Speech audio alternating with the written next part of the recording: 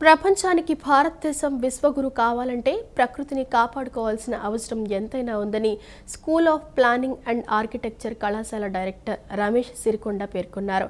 మన ప్రకృతి మనం కాపాడుకుందాం పేరుతో జాతీయ స్థాయి చిత్రకళా పోటీలు తమ కళాశాలలో ఏర్పాటు చేయడం ఆనందంగా ఉందన్నారు. ప్రకృతి పరిరక్షణ అవసరాన్ని తమ కళాత్మక ప్రతిభ ద్వారా ఆర్టిస్టులు స్పష్టంగా వెల్లడించారు.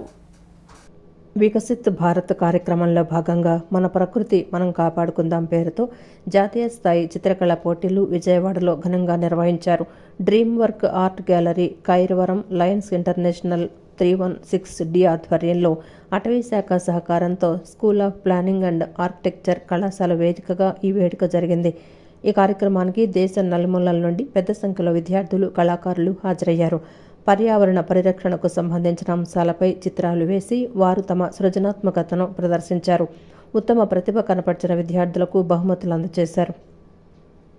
ఈ సందర్భంగా కళాశాల డైరెక్టర్ రమేష్ సిరికొండ మాట్లాడుతూ, ఒకరోజు పాటు జరిగిన ఈ కళా ఉత్సవంలో చాలామంది ఆసక్తిగా పాల్గొనడం ఆనందంగా ఉందన్నారు. ప్రకృతి పరిరక్షణ అవసరాన్ని తమ కళాత్మక ప్రతిభ ద్వారా ఆర్టిస్టులు స్పష్టంగా వెల్లడించారని అన్నారు. మన దేశం విశ్వగురు కావాలంటే ప్రకృతిని కాపాడుకోవటం అవసరమన్నారు. ఈ కార్యక్రమానికి తమ కళాశాల వేదిక కావటం గర్వకారణమని ఆయన అన్నారు. వికసిత భారత్ వైపు నడవాలనే ఉద్దేశంతో అందరం కలిసి తలబెట్టిన ఈ చిత్రకళా పోటీలకి విచ్చేశారు చాలామంది. ఇది చాలా సక్సెస్ఫుల్గా అవుతుందని భావిస్తున్నాము. మంచిగా అందరినీ ప్రతి ఒక్కరి దగ్గరికి వెళ్ళి నేను చూస్తాం జరిగింది.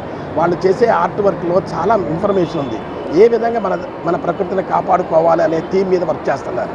ఇది చాలా గొప్ప విషయము, ప్రతి ఒక్కళ్ళు చూడదగ్గ విషయము. వీళ్ళందరికీ మంచిగా వచ్చిన వాటికి ప్రైజులు కూడా ఇస్తాము. ఇక్కడ వచ్చిన చిన్నపిల్లల నుంచి పెద్దవాళ్ళ దాకా చాలామంది పలు స్టేట్ నుంచి పాల్గొంటున్నారు, పలు ప్రాంతాల నుంచి వచ్చారు, పలు డిస్ట్రిక్ట్ నుంచి వచ్చారు. అందరూ ఆర్టిస్టులు ఈ థీమ్ మీద వర్క్ చేస్తున్నారు. ఇలా జరపాలని ఒక మంచి ఉద్దేశంతో మేము ఇనిషియేట్ చేసిన దీన్ని సక్సెస్ఫుల్ అయినందుకు మాకు చాలా సంతోషకరంగా ఉంది.